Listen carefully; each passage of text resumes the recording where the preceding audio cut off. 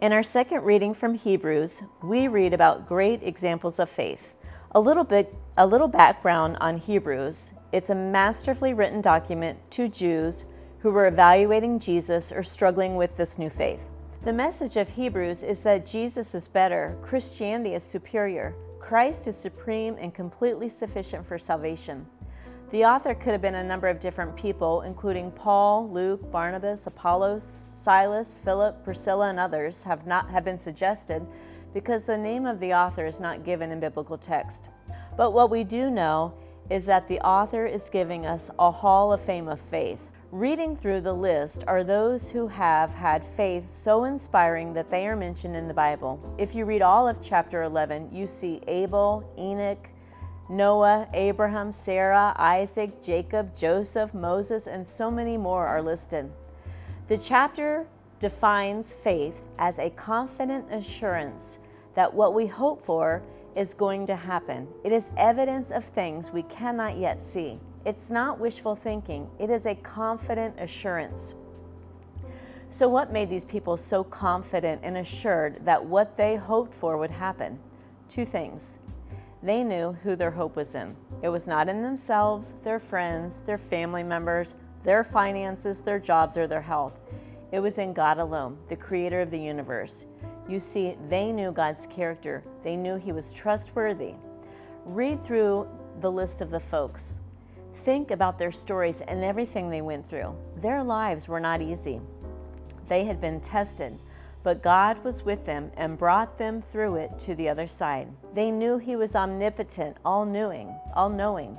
They knew he was omniscient, everywhere at once. They knew he was sovereign, in control of all things. Knowing who God is helps us trust him, and that is the beginning part of faith. It is believing in God's character of who he says he is. God can't lie. We can trust him, and that is what these heroes did. The next thing that made them so confident and assured is that they submitted to his will instead of insisting on their own.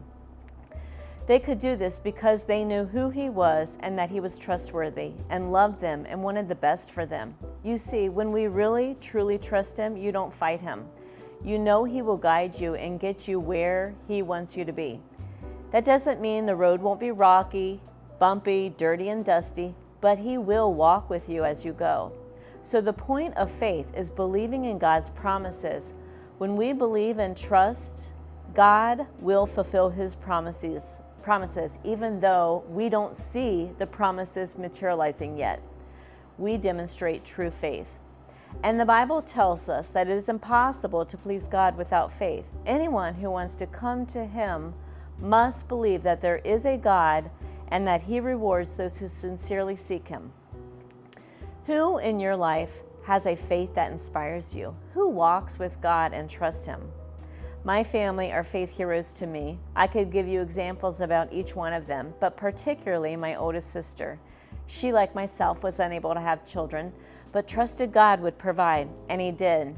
She adopted a beautiful baby girl just a few days old 20 years ago.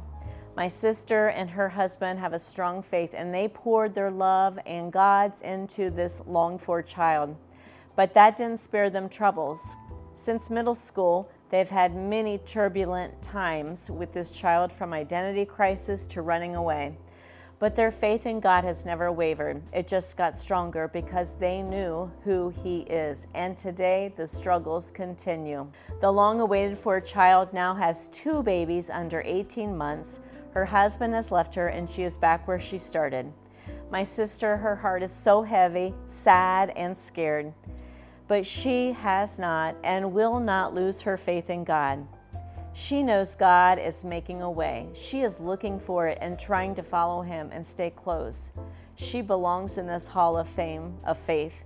My sister's faith inspires me to persevere even when we don't know how things are going to work out.